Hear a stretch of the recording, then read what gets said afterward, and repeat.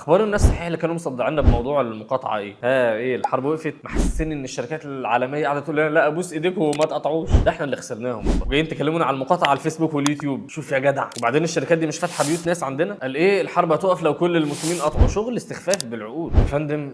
ان شاء الله عنك ما قطعت. تدابير ربنا سبحانه وتعالى للكون ساريه بيا وبيك ومن غيري ومن غيرك، انك عارف ان فلوسك رايحه بشكل مباشر للي بيحصل في اهلك ومحتاج حد يشرح ليه ده غلط، دي في حد ذاتها لقطه محتاجه تأمل. عارف لما روسيا لبست في اوكرانيا العالم كله بطل يلعب معاها كوره، مش يشتروا ويبيعوا وياكلوا ويشربوا، لا ده اتفه تعامل وقفوه. نخوه ومروءه بقى لاهل حتتهم. اسال كده اي حد دارس بربع جنيه اقتصاد هيقول لك ان العالم كله بيدعم المغتصب ده عشان مصلحه ماديه واقتصاديه.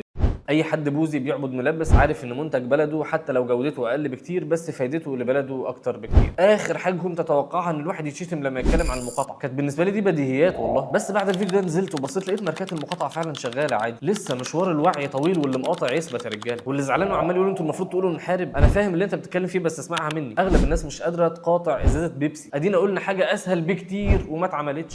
سلام.